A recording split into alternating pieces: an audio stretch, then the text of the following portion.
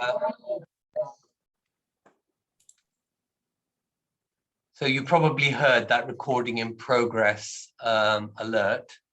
And so we're taking it that you've all consented by coming on this, that you will be recorded.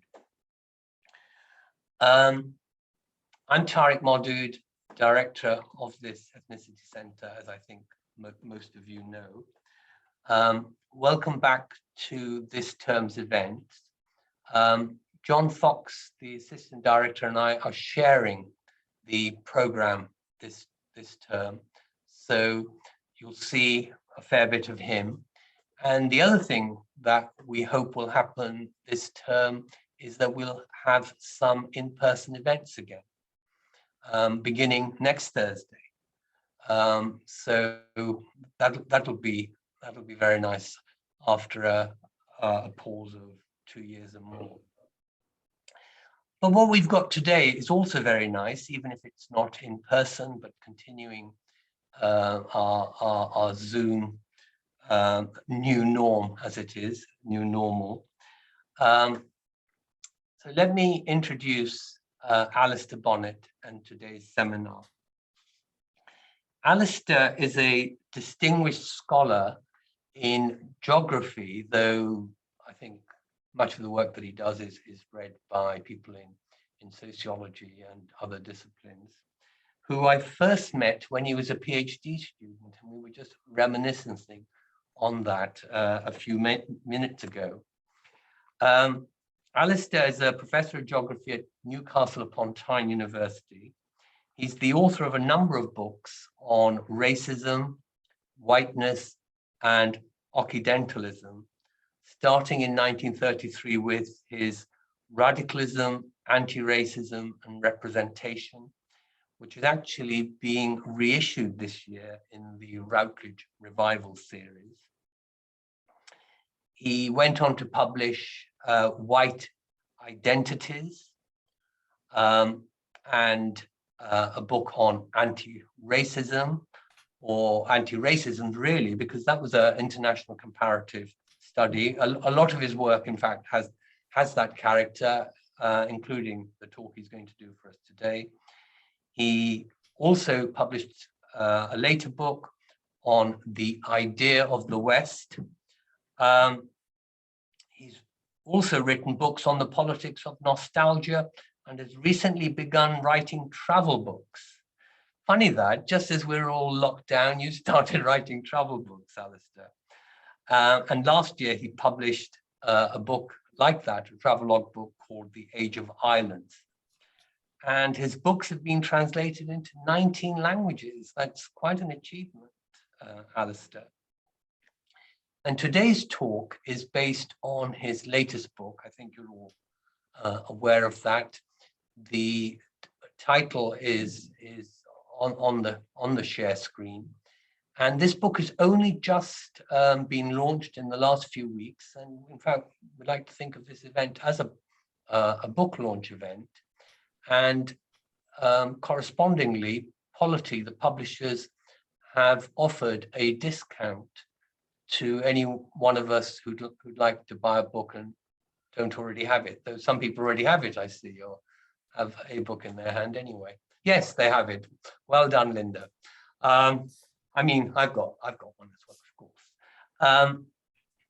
And I'm also taking the opportunity to let you know about something on the very same topic. That's to say, you know, multi-racisms or global racisms. Thomas Seeley and I have been editing a political quarterly special issue on racism and anti-racism in Asia and the Middle East, and that'll be out in a few weeks. So we wanted to let you know about that as well. And I think Johan's going to put a link in the chat if you don't already know about that. There's a few details there. So thank you very much, Alastair, for agreeing to do this presentation. And I believe we are the first, or possibly one of the first anyway, to have this book launch event. So over to you. Great, thank you. It's so nice to be here, and it's lovely to see Tarek again after so many decades, and a privilege to talk at your centre. And I'm very excited to talk about this new book, Multiracism. So how do I start this? I start it with the argument, I guess. The argument is there are diverse racisms, and those diverse racisms can be explained in part by reference to diverse modernities. That's the argument. And I'm going to start by showing that the word racism has been started to be taken up in all sorts of contexts around the world. So there is this assertion that the experience of discrimination that different communities are facing can in some measure be depicted as racism. So I have a few examples of that. So, for example, in India, caste oppression, which is often called casteism, understandably, has also been rebranded for the people outside or beneath the caste system. A group once called the untouchables, now called the Dalits, or the oppressed. So some Dalit spokespeople have begun talking about their experience as racism, as this Dalit leader in the first quote exemplifies. Why is she talking about it as racism? Well, because she knows it wins attention, whilst casteism is ignored across the world. But also, she says, the actual experience of Dalit people in terms of being essentialized as inferior, being physically marked out, being physically removed, has the characteristics of racism. The other quote there is from a Yazidi, the late Yazidi spiritual leader, speaking about the genocide of his people, again using that term racism. Why?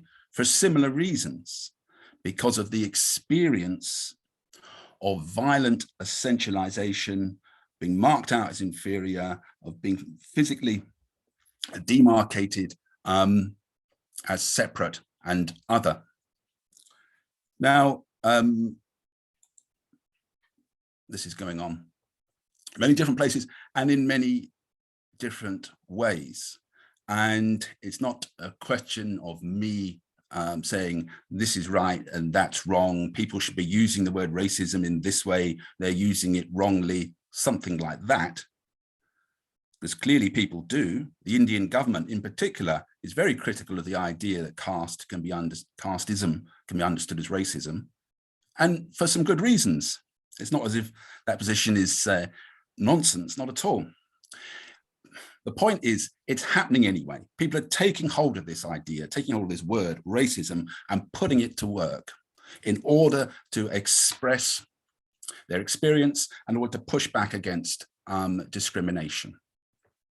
So there's a few quotes from other parts of the world here, and these are all places that I write about in the book, Multiracism, which is, as Tarek says, it's an international comparative study. It focuses on Asia and Africa, so most of the world.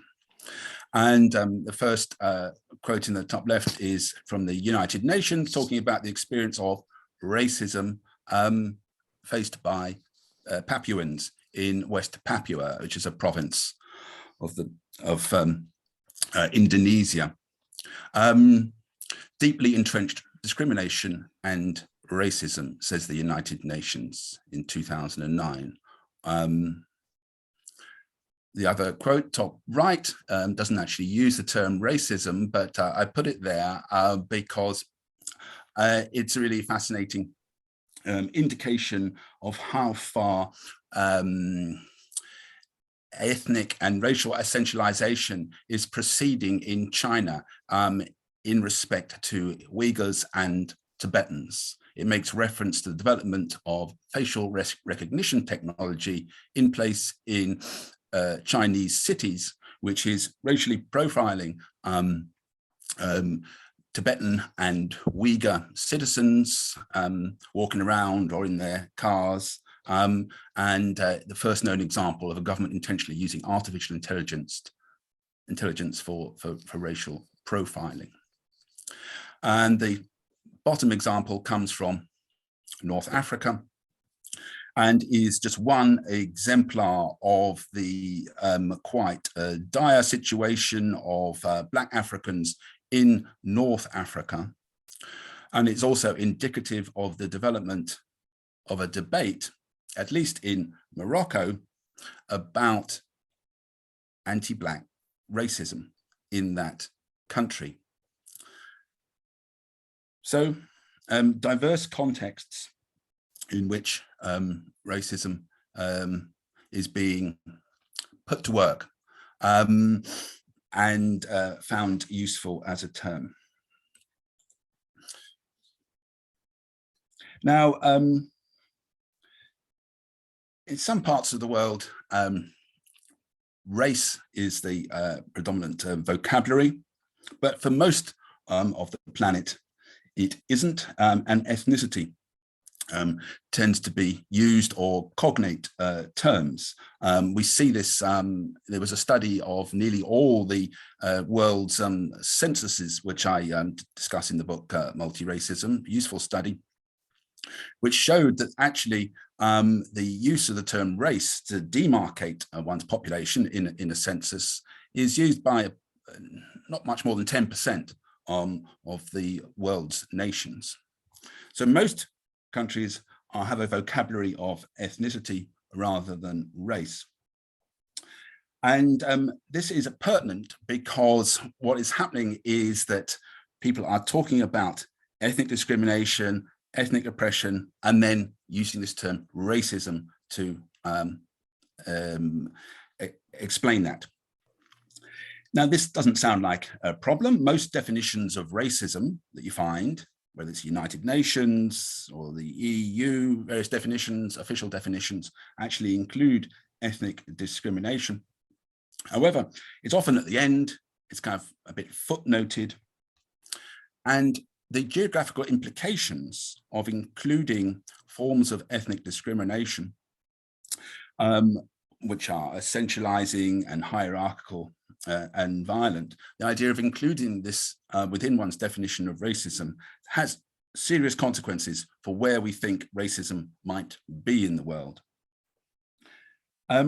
So in part, what I'm doing in the book Multiracism is opening up the concept of racism, allowing or hearing new voices within this debate, and also opening up to issues which are often framed in terms of ethnic discrimination rather than race. But there are good reasons for doing that. And I've just indicated how, in a way, geographically restricted the actual use of race is in a world context.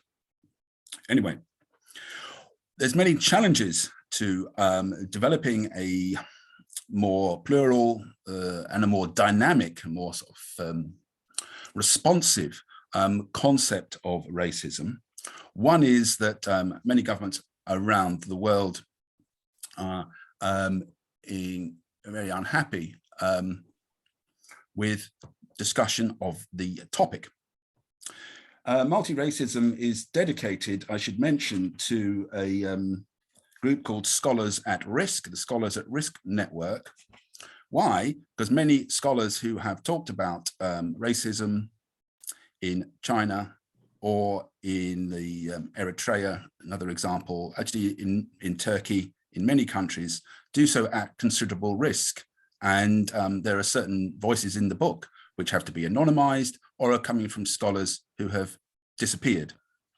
So it's, you know, very easy for me in Newcastle writing about this topic, but it is not a topic that is easily addressed in those countries where discussion of racism is seen as a kind of unpatriotic threat.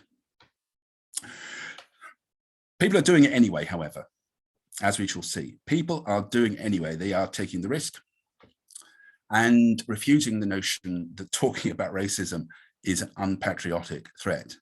Quite the opposite. I also make this position clear in the book. I hope that discussing racism should be seen as a constructive asset, but not so in China. These sort of quotes are quite typical, that racism, you know, it might be everybody else's problem, but it's certainly not ours. So this kind of outlawing of discussion of the topic is one of the challenges. But as I say, it is happening anyway, and it is happening outside the academy, as I've already indicated with those examples, yeah. But it's also happening within the academy to some extent. And Tarek mentioned that political quarterly issue, which is editing, which is part of a slender but really valuable corpus of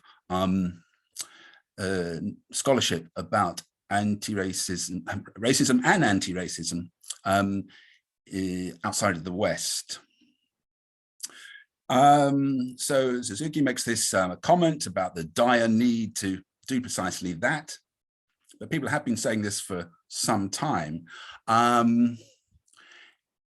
Is it gaining traction? It seems to be to some extent. One lives in hope. Oops, let's go to the next slide. So the scholar at the University of Hong Kong, Frank de Kuyter. Excuse me, Alastair. Yeah. But you seem to stop sharing. Oh, I see. Sorry. Okay. I don't know how that happened. Okay. I'll go back onto that.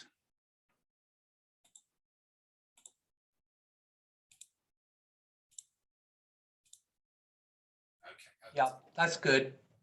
Right. Thank you. Yes. Click the wrong button there. Okay.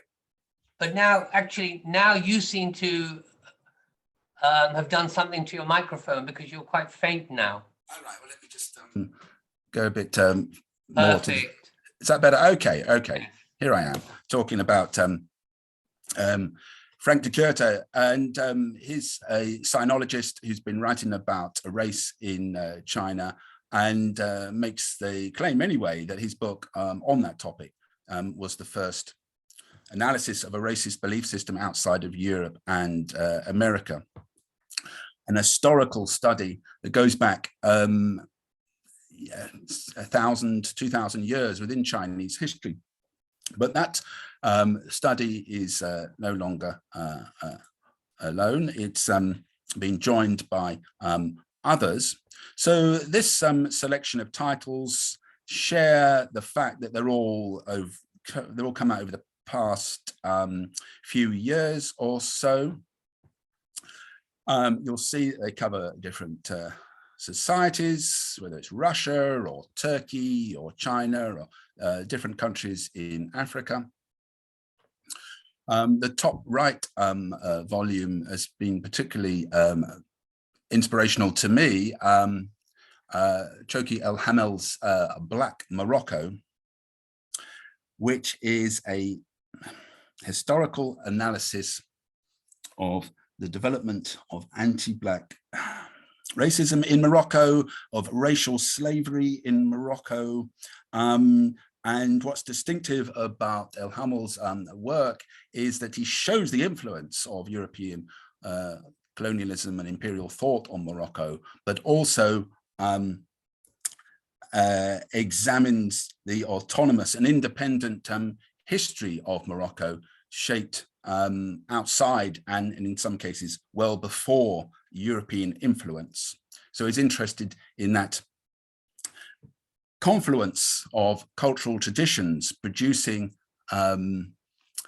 anti-Black racism, as he calls it, in Morocco. And as I already indicated, this is a subject that is gaining media attention in that society. Okay, so there are a number of issues and challenges as we broach this area. And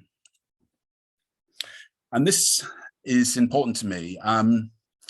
It's important to me that there is not some sort of concept of racism which is then slotted in to countries around the world, displacing existing traditions which oppose and describe discrimination. I first got to confront this issue when I was doing some fieldwork in Peru on what I thought was racism and anti-racism in Peru. And I was told very clearly, oh, we don't actually use that term in Peru, we use choloism. And I'd never heard of choloism. And it was explained to me that choloism is a term often used, not the only one, used in Peru to describe a set of discriminations against the majority mestizo population. So that's the term. There's other terms better known perhaps, like in India, the communal violence, communalism is a kind of go-to term, particularly for religious violence and casteism, as I've already indicated. So how can we keep these terms in our sightlines whilst also talking about racism, rather than having the idea that what's really going on is racism, that communal, and this is an argument that is used in India by critics, communalism is just a euphemism. What we really mean is racism. So I don't accept that. I think trying to understand the diversity of the vocabularies of discrimination has to be part of this task, even as more and more people are picking up and using this concept of racism. Yeah. Another point that is very important to me is what I call the diversity of diversity. Very often people just don't recognize in the Western Academy the diversity, how diverse diversity is. Let me explain to you what I mean just by reading a very short passage from this book, Multiracism, just kind of anecdotal passage. People from the USA and increasingly Europe who've become accustomed to thinking of diversity in terms of skin color may have trouble seeing the kind of diversity that exists in Asian and African countries. I have heard more than once white British people describe China as homogeneous, and even India, the latter because its people are all brown. These representations, which was a quote, these representations are not just an embarrassing faux pas, but a fundamental misreading. To understand racism across the planet, it is necessary to realize that difference looks different in different places. So the project Multiracism is also trying to do this, is trying to recognize that diversity looks different in different places. So there isn't sort of a one size fits all when it comes to representing, seeing, interpreting diversity, multiculturalism, multiracialism, all these terms. Okay, so that's some context. What about trying to understand the and theorize diverse racisms? The existing model can take us so far. The existing models are essentially disseminationist, suggesting that racism was born within the West because, or in relationship to the idea that capitalism capitalist modernity produces racism. And that these processes, whether it's capitalism, modernity, or related ideas, were disseminated or spread or imposed. Hence, that explains racism around the world. As I say, this takes us so far, but it does not acknowledge some fundamental facts, such as that increasingly modernity has a plural history, and I'll be coming on to that. The conflation of Western modernity, the conflation of modernity with Western power is something that I'm trying to open up and unpack and challenge in this book. Okay, how can we think particularly in a post-Western, non-Western centric way, plural racisms around the world? Well, there are two basic approaches. One is interactionism, which I've already kind of indicated, the sense that there are different traditions, and Western racism encountered existing indigenous traditions of difference. But there's another one, which is the argument I'm developing, which is diverse modernities are related to diverse racisms. But I have to talk about interactionism first, because it is it's got also a lot going for it, and it is also the one associated with Frank de Kuyter in his early and seminal work on this topic. So he emphasizes that there are different historical agents. It's all about, for de Kuyter, giving agency to diverse cultures around the world, rather than assuming that everything, all ideas, whether good or bad, emerge from the West. So he says when you do that, then you can start listening to these cognitive, social and political processes, which include, says de Kuyter, ideas and practices of racism. So he gives quite a lot of examples, but I'll pick out one which is related to his area of expertise, of China. So this is exemplifying that process of cultural interaction, the idea that we can explain racisms around the world because of this Western influence meeting in non-Western traditions. Yeah, and the non-Western tradition in this case can be framed as Sinocentrism, the idea that China is the Middle Kingdom, the center of the world, and also with existing traditions of color symbolism. So here's a nice quote, which I think nicely captures precisely what de Kuyter is interested in. It's from an anonymous late 19th century Chinese scholar who's trying to work out why in Western racial theory, Chinese people are called yellow. Yeah. Why would they call us yellow when in fact yellow in the existing Chinese set of color symbolisms is the best color, or one of the best colors. And as this source says, of the 5 colors, yellow is the color of the soil, and the soil is the core of the universe. Westerners identify Chinese as a yellow race. This implies that we were given the central place. Yes.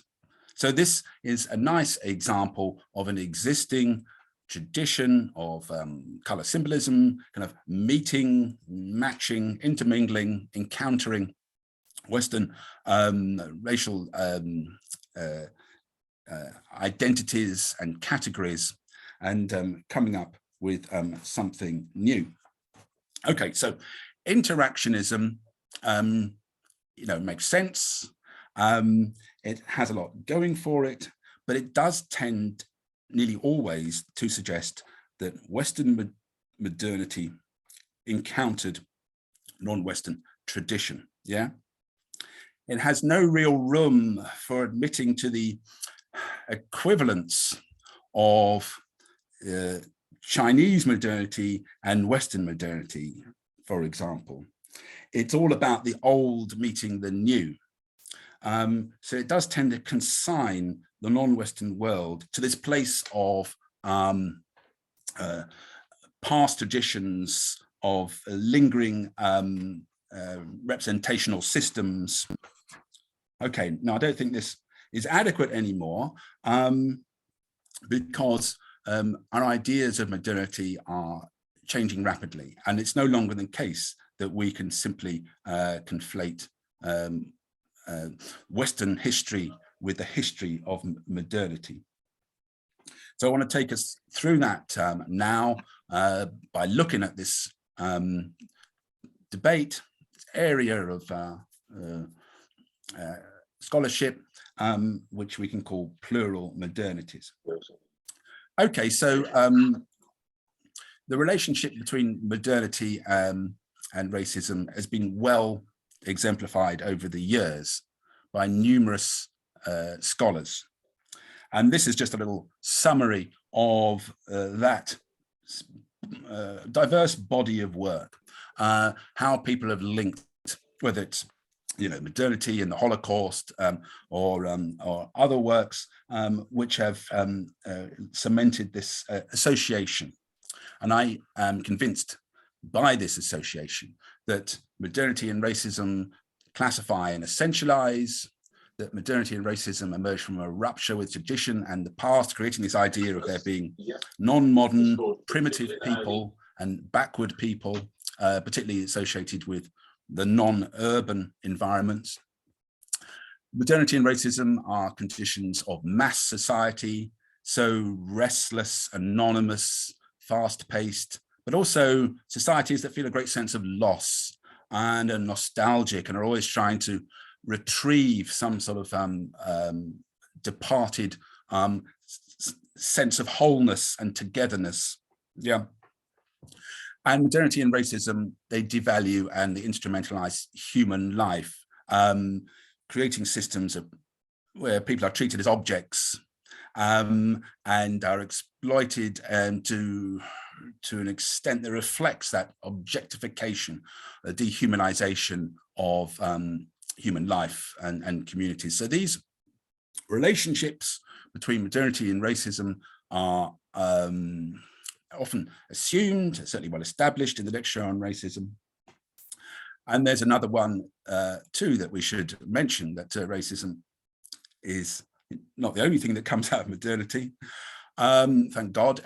Modernity is also the condition for anti-racism, and the relationship between the two is always fascinating.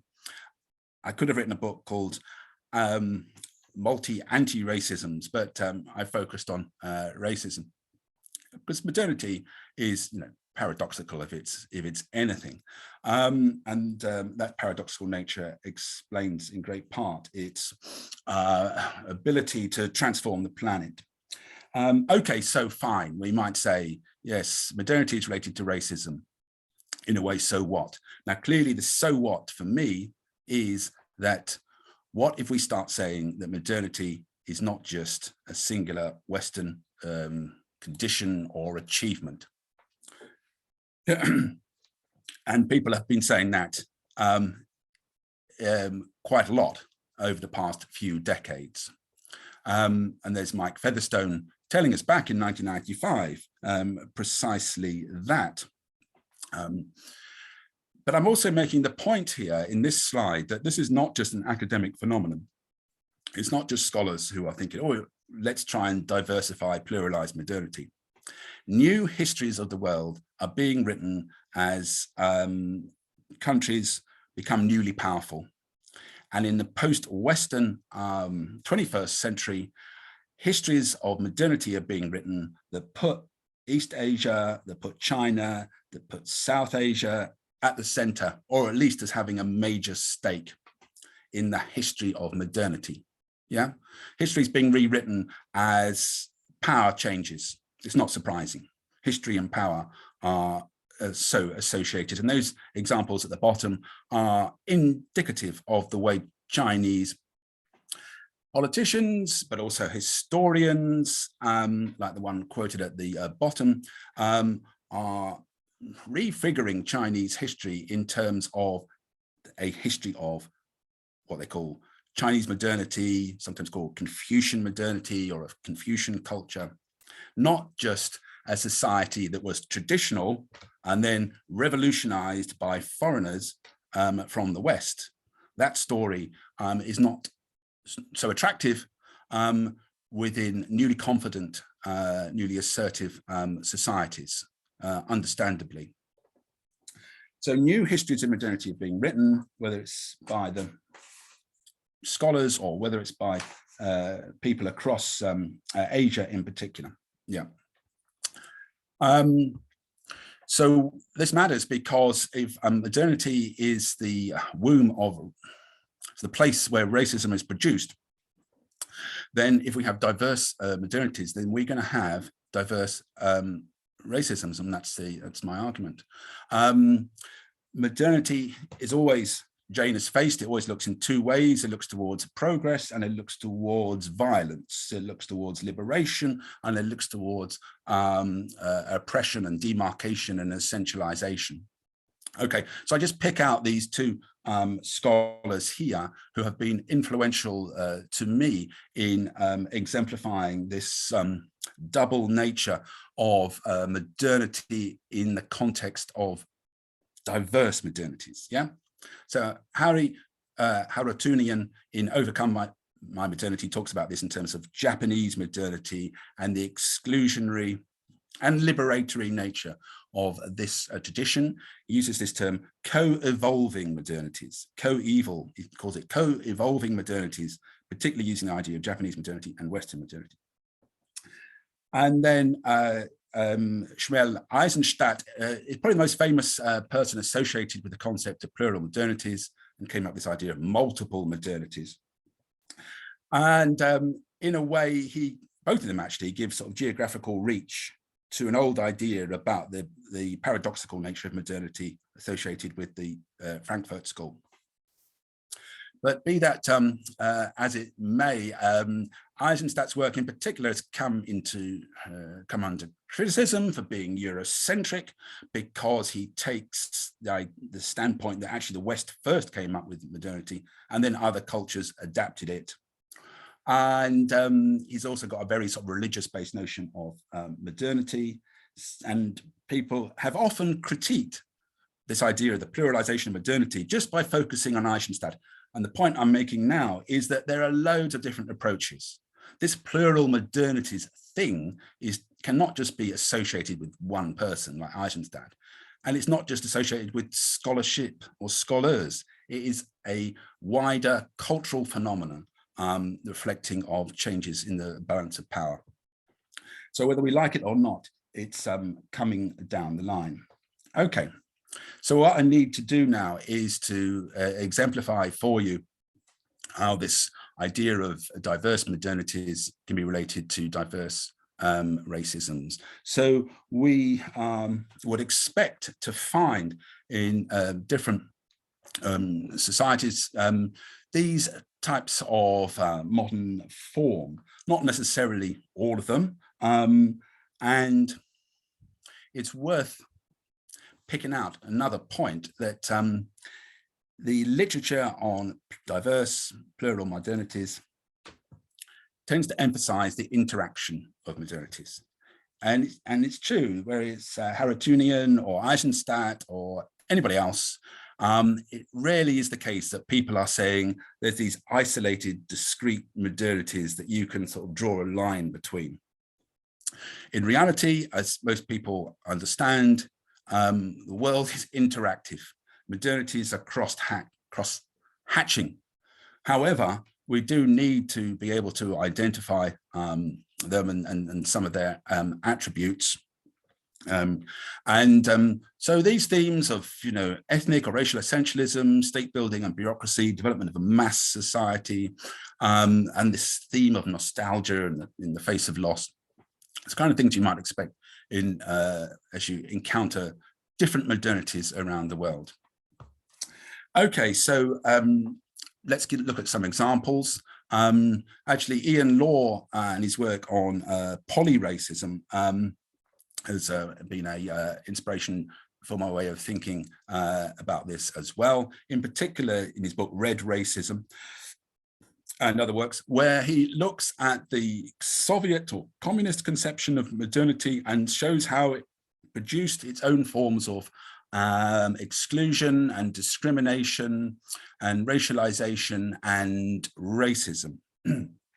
Particularly this process in which entire groups were seen as suspect and deported en masse, which happened to many, about 50 plus nationalities within the Soviet Union, assigned a kind of like collective guilt. And actually that does have implications for the Russian-Ukrainian conflict of today. But the Soviet Union was not the only expression of communist modernity and its relationship to racism. Ben Kiernan, and the Australian historian, has done some really useful work about how racism and communism came together under the Khmer Rouge. And here's a picture of Pol Pot, or as he used to call himself, the original Khmer, the Khmer being the majority ethnic group in Cambodia. But he changed his name from the original Khmer to politique potentielle, potential politics, Pol Pot, a really nice combination of nostalgic, ethnic nostalgia and a sense of modern revolutionary politics.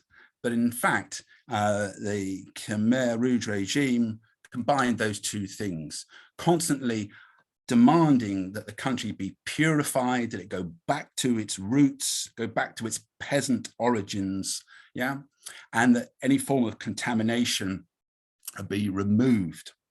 And as I say, Ben Kiernan in his book, Race, Power and Genocide in Cambodia, describes this confluence quite well. And it's indicative of the fact that I'm using in my book, Multiracism, a whole bunch of different sources of different countries and drawing international comparisons between them. Okay, so that's an example of communist modernity, or examples of communist modernity and racism. Now I'll go on to some other examples. Now, clearly these are very superficial little vignettes, and hopefully if you do read the book, you'll find they're a bit more elaborated and sophisticated than this, nevertheless. So Indonesia is a site of multiple forms of discrimination, whether it's xenophobia, anti-Chinese riots, but I guess best known are the treatment of the Papuans. Maybe 500,000 Papuans have died in the conflict with the Indonesian state since 1963. And the argument here can also be that the world is not a post-colonial state in many parts of Asia and Africa. What has happened is colonialism was handed from the Europeans onto new administrators who run their regions, in this case, West Papua, as colonial sites. And that argument actually can be used to understand the politics, ethnic politics of lots of countries in Africa and Asia. So this has been going on for a long time in this very resource-rich periphery, mined for the benefit of the development of Indonesia. And we can see these characteristic forms of racial essentialism in the service of the capitalist state, but also very much the treatment of West Papuans as primitive, of their culture being disregarded, of their languages being disregarded, I mean, to the point of genocide or extermination. Now, and this is kind of like a phrasing of the different cultural level of Papuans exemplifies that. Actually, doing this book, I also came across quite a lot of interesting international translations, such as the hashtag Papuan Lives Matter, which you can find Dalit Lives Matter, various places which have picked up on US American models and are putting them to work to express their own anti-racist agenda. As there's a Papuan activist, Rumkabu, who's talking about how important this American model was, and how the George Floyd thing resonates in Papua. So that's a bit of an aside to indicate that any book on multiracism is also one that's looking at the globalization of anti-racism. Okay, my final example is from China, and the case of China brings up the interesting topic of the periodization of modernity, which may not sound very interesting, but it really is, because the idea that the West did it first is so important to so many accounts of the nation, of science, of industry, of classification, of all sorts of things. But actually, this periodization process is one of the things that is being challenged in new histories that are emerging particularly from East Asia. And in the book, I talk about the fact that you can write a history of Korean identity, which places the Korean nation and Korean national governance as older than European models. And in the Chinese example as well, you can make the same case. You can periodize modernity in ways that place China first. Anyway, is it first?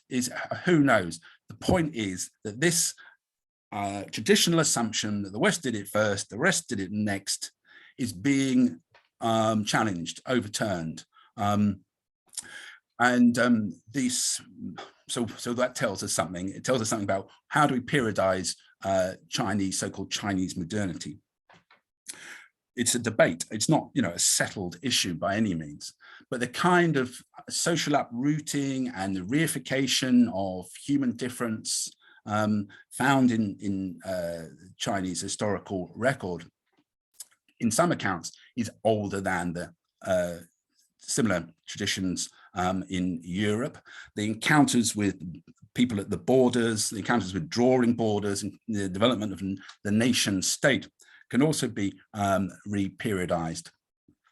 Because modernity is a process of destabilization of traditional identities that has that sense of anxiety, and some of the racism that emerges out of modernity is precisely because of the destabilization of people's identities, and people reach for these collective mass identities. And this has been seen time and again. And whether it's de Kuyter or other sinologists, which I draw from, they are using these specific historical examples of this. And critical Han studies is a great site and forum for the Han being the majority ethnic group in China, although they're not a homogeneous body of people. Anyway, critical Han studies, and there's an edited collection called that, and it's an interesting go-to site if you want to think about the reperiodization of Chinese modernity and Chinese discrimination or Chinese racism, or what you want to call it. And de Kuyter, again, successive periods of contact with frontier peoples, and he's talking about this happening for many hundreds of years before any contact with Europe or the West, fostered proto-nationalist feelings and generated consciousness of biological continuity. So de Kuyter's got quite a kind of like hard line. There was a Chinese consciousness of race. There was Chinese racism before the West. And other people have a more, I don't know, nuanced take. But nevertheless, it's a process of rethinking history. And as you do, you encounter new histories of colonialism, such as this little picture of the indigenous peoples of Taiwan, before it was settled by Chinese emigres from the mainland in the 20th century. So the sense of romanticization, of naturalization, of essentialization of distant peoples, frontier peoples, wild and savage peoples, is something that you can find plenty of evidence from in the Chinese historical record, just as you can in other parts of the world.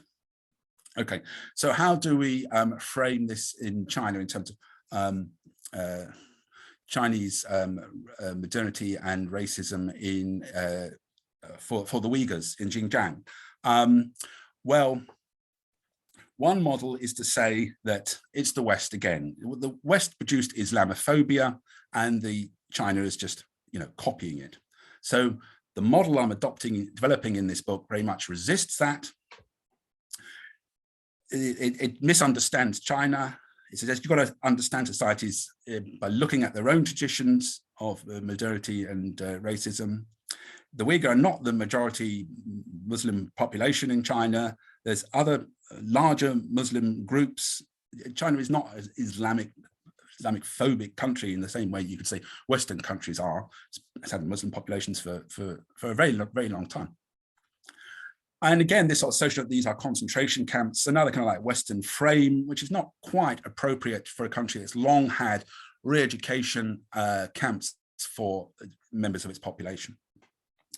So what it's better understood as is the development of state building, of ideas of progress, of the past and the present of this part of the world in the West, Tibet and Xinjiang being primitive, non-urban sites.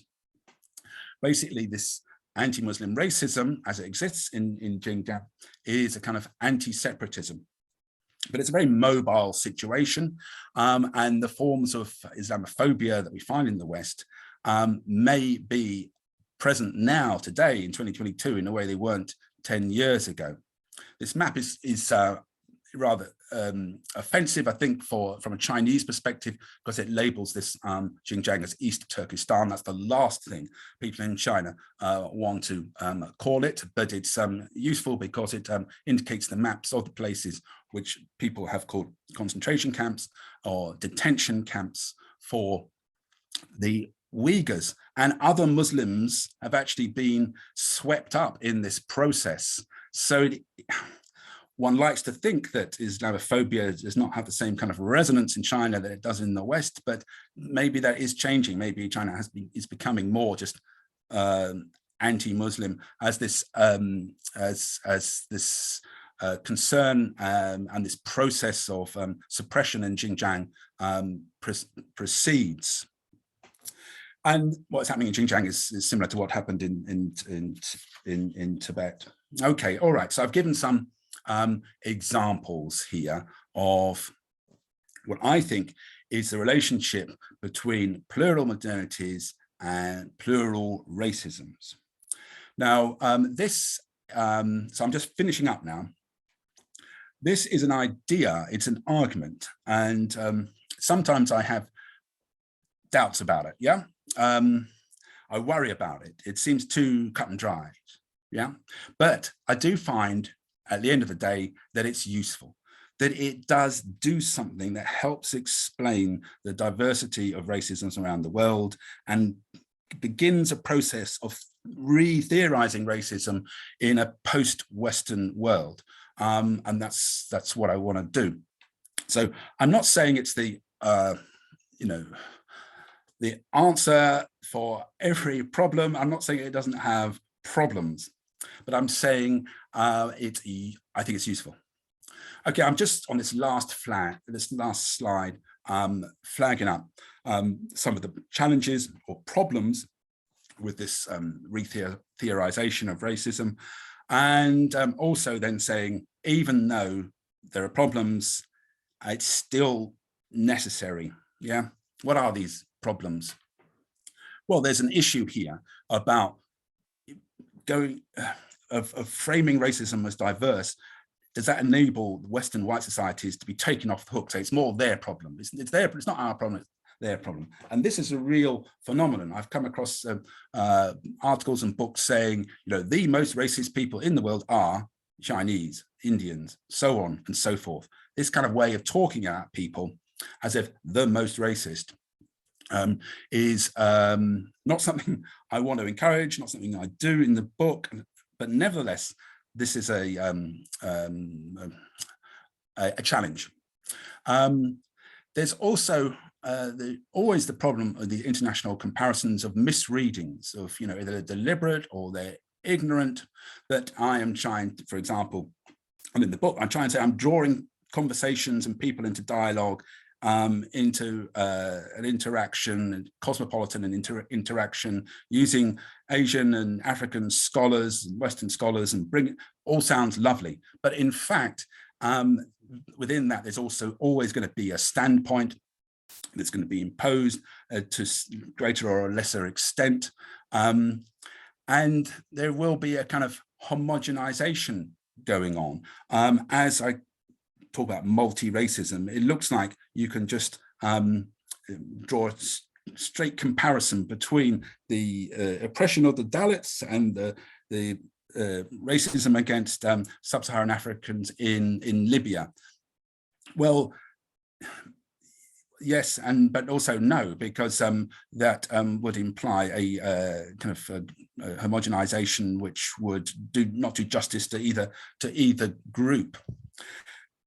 Getting to know societies and understanding them is so important. And I'll just leap to the bottom of those dangers, and this actually reflects the issue of language, which is, I think, a topic that needs to be talked more about in ethnic and racial studies.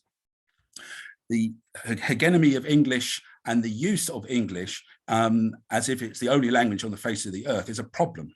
Languages are not just tools, they're paradigms. They enable you to see the problem and see the solution. They provide channels of access to information.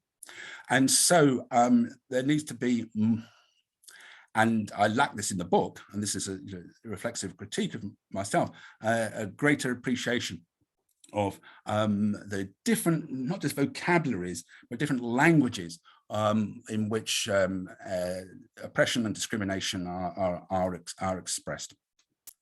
The modern centric danger it comes back to this continual use by me of modernity, as if that explained everything.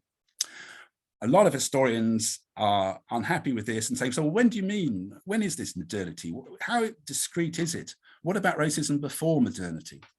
So there's a number of historians have been coming up with what they often call proto-racism in that so-called ancient world. Anyway, that is useful because it destabilizes this kind of idea that everything can be explained by modernity, and there's a sort of cut and dried before and after of modernity. So these are dangers, problems, challenges.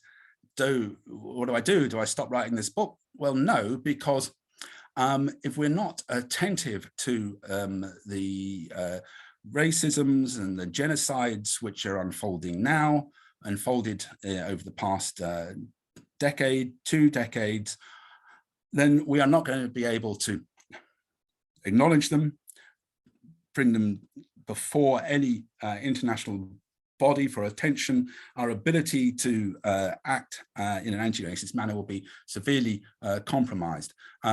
It's amazing how people are continuously taken by surprise, as whether it's the Rohingya, whether it's the Yazidis, whoever, different groups have experienced genocide. Why are we always being taken by surprise? This attempt in multiracism is to make the world more readable in terms of its potential and capacities for racism. Because modernity has the tendency towards racism. It isn't going to go away. There's no reason why the 21st century will be less racist than the 20th century from the way I see it. And having an international and global awareness of racism is not a luxury. I think it's a necessity. And it moves ethnic and racial studies in a dramatically non-Eurocentric direction for a post-Western era. That's what I'm trying to do. Okay, all right, I think I've gone on enough. I'll stop sharing.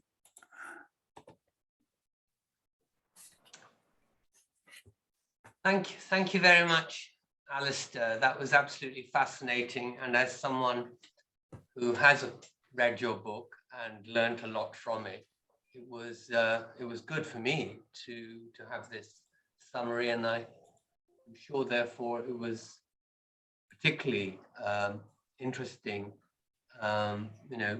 giving food for thought to those who haven't yet picked up picked up your book, or perhaps even similar literature.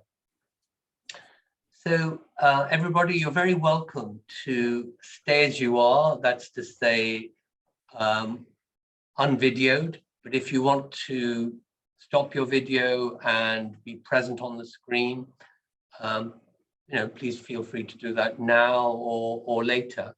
And of course, you can ask questions of the speaker or make comments of your own. Probably the best way to do that is to use the reactions function at the bottom, which has a raise hand function. If you use that, and then also, it'd be good if you came on the screen, but if you preferred not to, that would be good. I'll ask you, I'll ask someone to come in at a particular time, and you can then unmute yourself. As no one has yet come in, let me kick off the discussion then.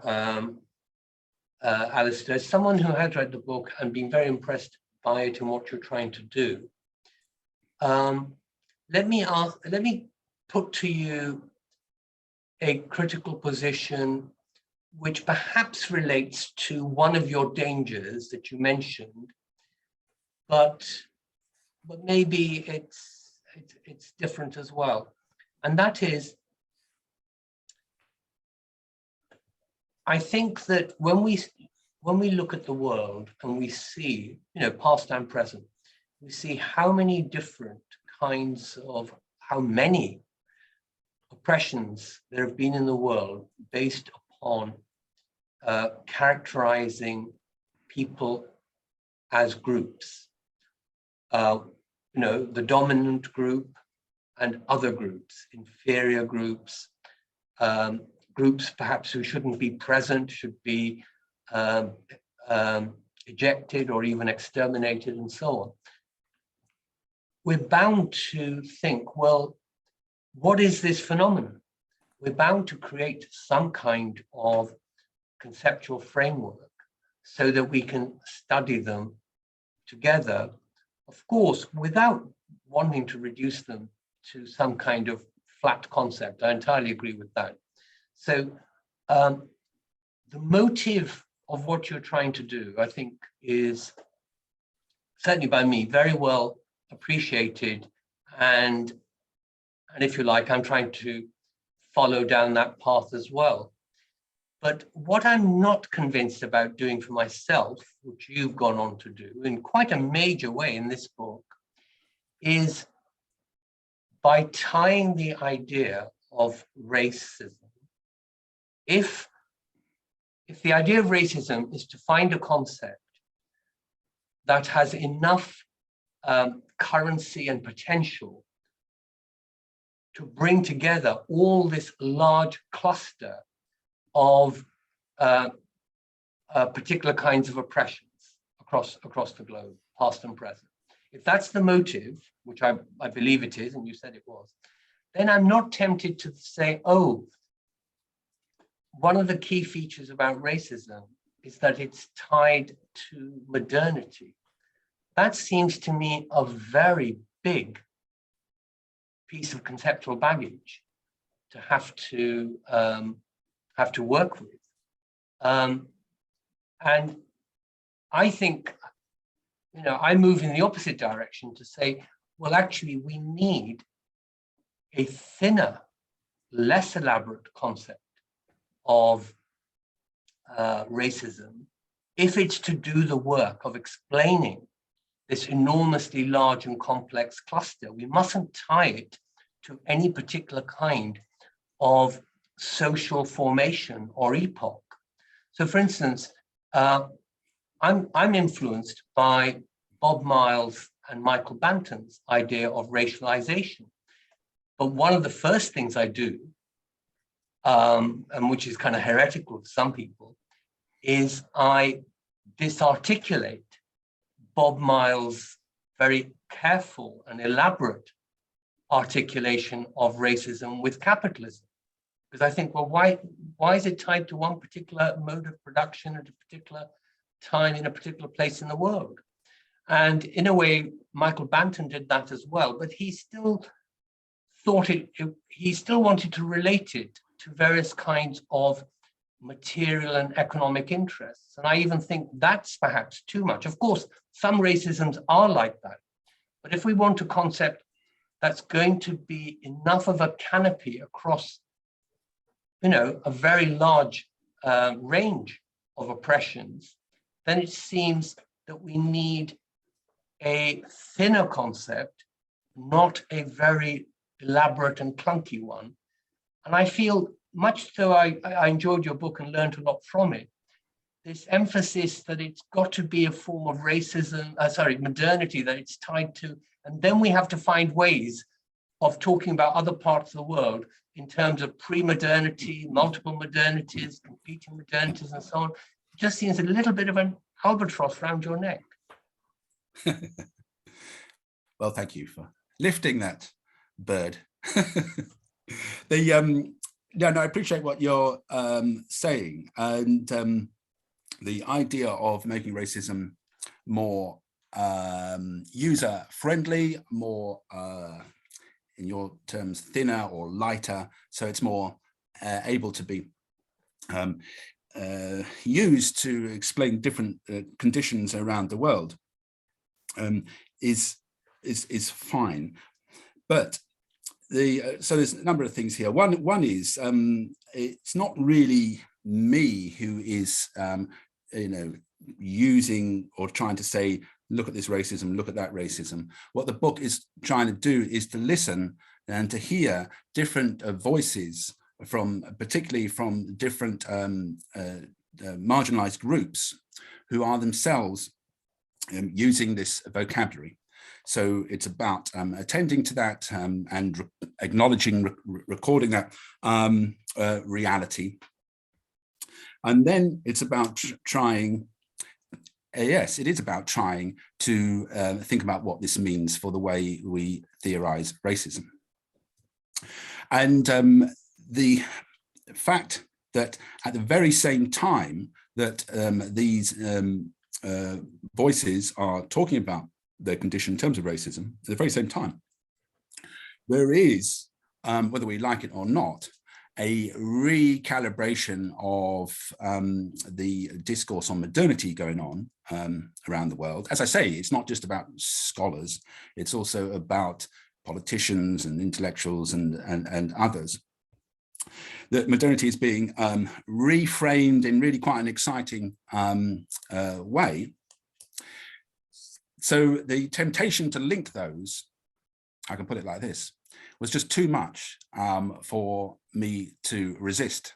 And I do, in the end, think it does some work. It does help to recontextualize, because even though it does have the danger of then bringing in quite a lot of theory, and people think, oh, this is a theoretical text, it's not very accessible or something like that. It does have the advantage over your proposal of a thinner, kind of lighter idea of racism, of really anchoring our understanding of racism within particular social forms, particular social periods. Because if we have a lighter or thinner concept, it does have another danger. Nothing's danger-free in this, but that has a particular danger that racism just becomes an anywhere, any place thing. It's not really able to be related to any particular period, any social formation, and it kind of like disappears because it's anywhere and everywhere potentially.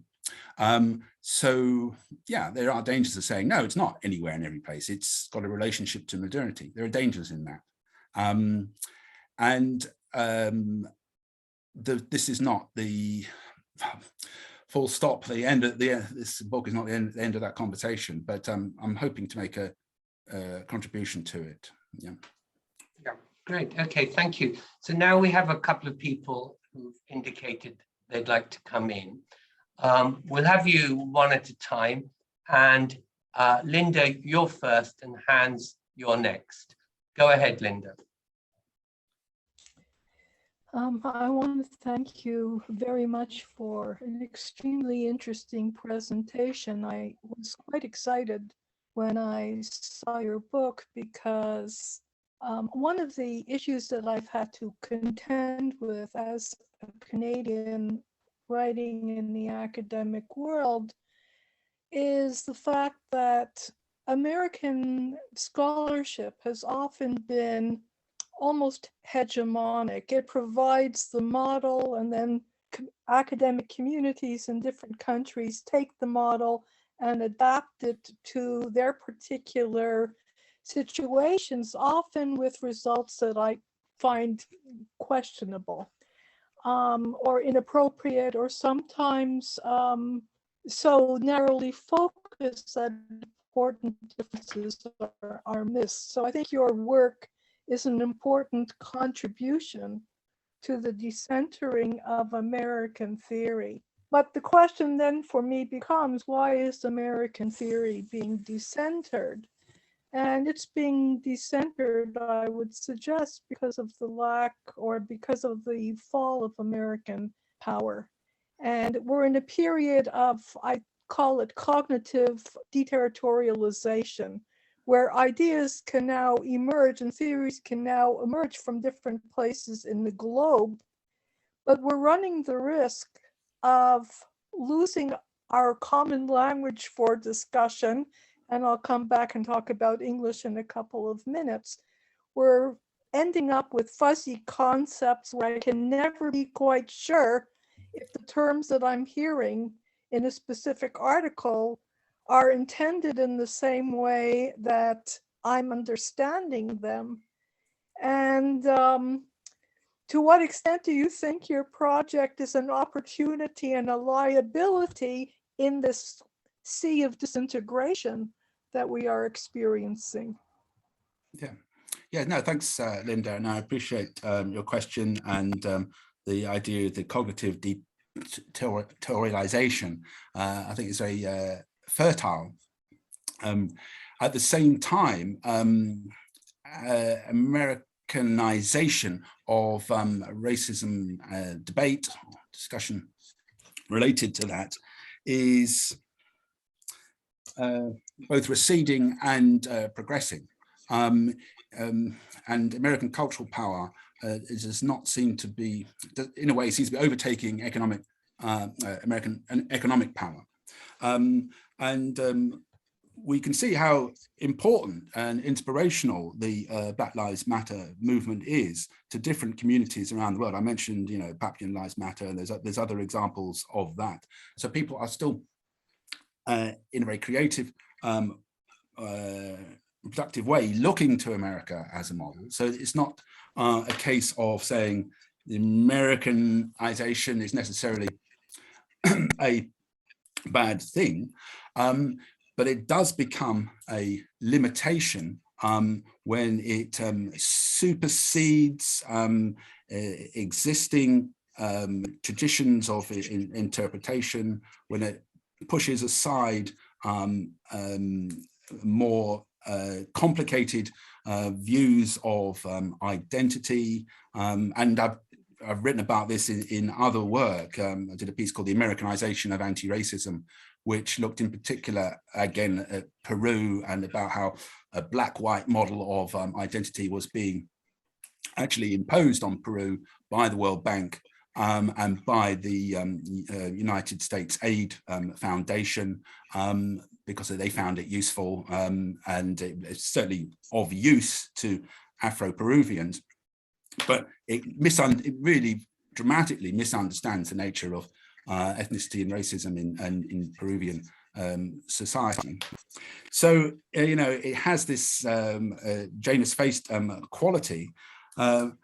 Overall, however, we are moving to a more polycentric distribution of global influence and power, and hence historical and sociological interpretation that will bring the kind of problems that you've mentioned if people just misreading, misunderstanding, or kind of pretending to understand what other people are saying. So this is a new arena, which is going to be exciting, but also a challenge. And yeah, and I think actually, when we talk about conversations and dialogue, then I think that issue of language, what language we are using, what languages are taught, and why so few students in British universities, bother with another language in the social sciences. I think that's going to come more to the fore, because I think this is not just a sort of metaphorical issue of translation. It's also a literal one. Thank you. Hans, would you like to come in? Yes, thank you. Alastair, thank you very much for a very enlightening speech, and I very much appreciate your efforts to call attention to diversity, and you phrased it as diversity of diversity, the pluralism of the various expressions of discrimination, oppression, and exclusion. I think that is a very laudable effort. However, by putting all these different expressions of oppression, exclusion, and discrimination in the same container called racism, putting them under the same umbrella of the term racism, aren't you achieving exactly the opposite from what you try to achieve? That is, that you promote a kind of homogeneous approach of all these diverse expressions of oppression and exclusion and discrimination by putting them in under the same banner of racism. The danger here is that by way of doing so, you virtually run the risk of emptying out the very notion of the concept of racism. The result is that by putting them all in the same category, that you reduced the term racism to a sign that becomes so thin, so to speak, that it becomes useless for analytical and conceptual purposes. Therefore, I personally would promote much more and more limited, and therefore sharper and more explanatory definition of racism that may serve in order to understand expressions of oppression and exclusion and discrimination, next to other explanations of these expressions of exclusion and discrimination. I think that from an analytical point of view, it is very important to maintain this concept of racism a bit more particular, sharper, and I would also argue that from an anti-racist standpoint, that is very important. I'm curious to know your thoughts on this. Yes, thanks very much, Hans. Yes, this is a worry, an anxiety which surfaces sometimes explicitly in the book, and it comes back to Tarek's point to some extent. How are we going to use this word? However, where I start from is, it's not my word. It's not for me individually here in Newcastle to define racism and then tell other people around the world what it means.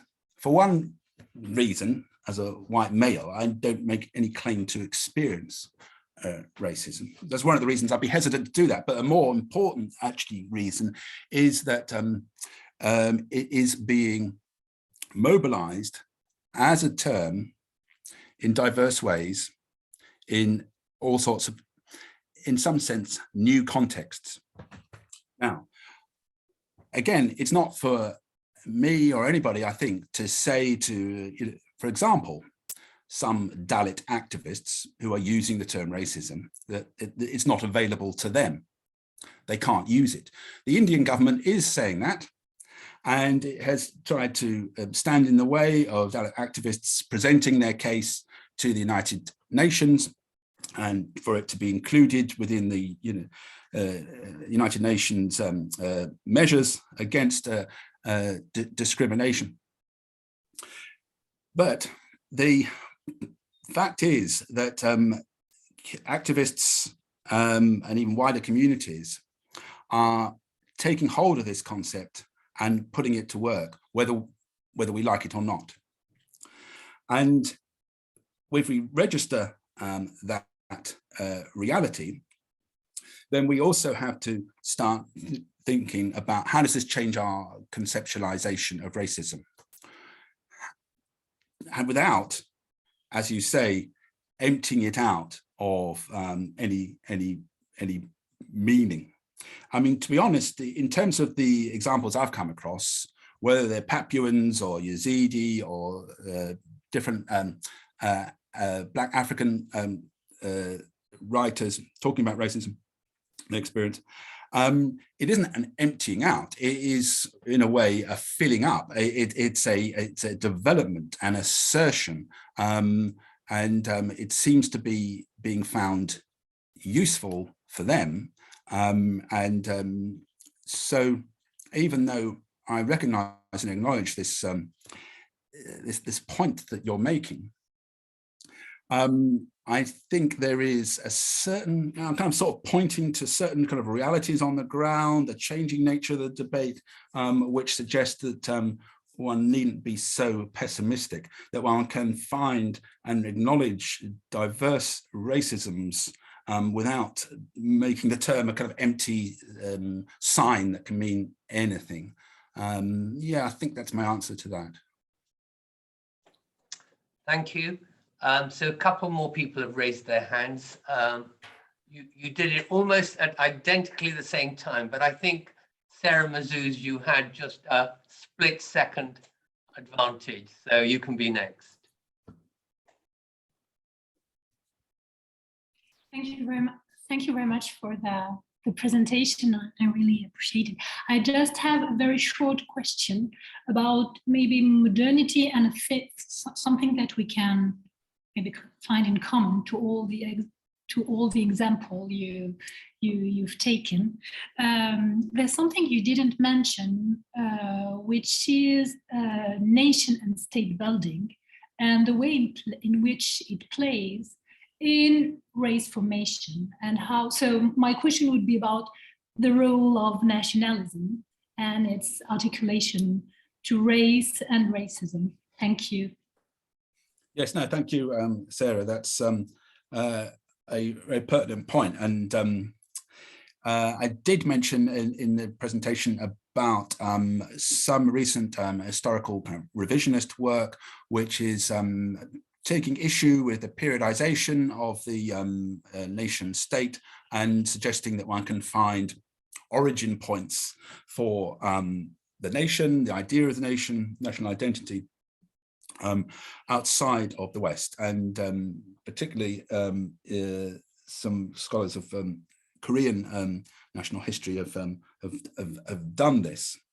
And it's also important to say that this sort of like reordering of the timeline is going to be a ongoing debate, an ongoing struggle. I don't think it's going to be satisfactorily resolved, but the fact that it is happening is the interesting point. And the West wherever that is increasingly going to have people in the West have to rethink some of the assumptions about these particular forms, such as the nation state in particular, as being one of their inventions, which was then imposed on the or disseminated to the rest of the world. The nation state is very much to the fore in many of the historical accounts which I provide, and it can also have a anti-racist function, a kind of healing function. It's one of the things I would have liked to develop in the book. So there's quite a lot of material in the book about genocide in Rwanda. And in that context, the nation state and rebuilding or healing the nation has actually acted to as an anti-ethnic discrimination or anti-racist form, enabling the genocide to be acknowledged and to be not moved on from, but to have a context in which communities can remain living together. Diversity and difference can remain together within the multiracial or multi-ethnic state. So I'm just mentioning that because I noticed from the edited collection in Political Quarterly that Tarek has got coming out so soon. It's not just about racism in Asia and the Middle East, it's also about anti-racism.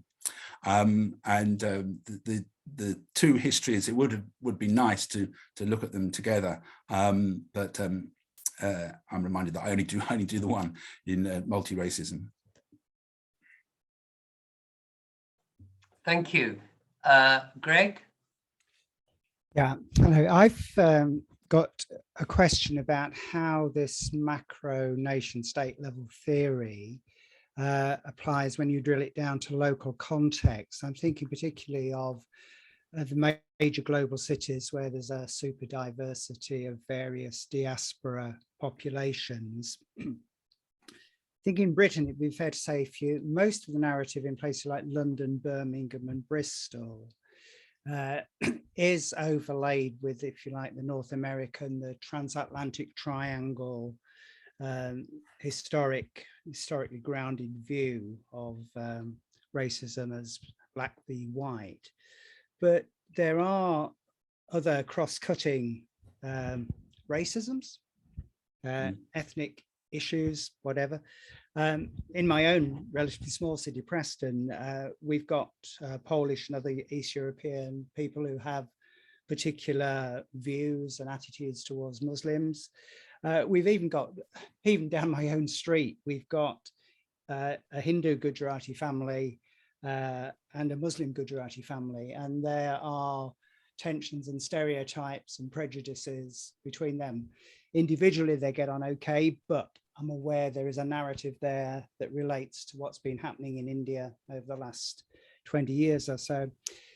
So how do we handle this, particularly in the local context of community politics, community cohesion? I would have a problem, I think, if as a white English male, I call some of this stuff racism, they could well call me out as being racist for doing that.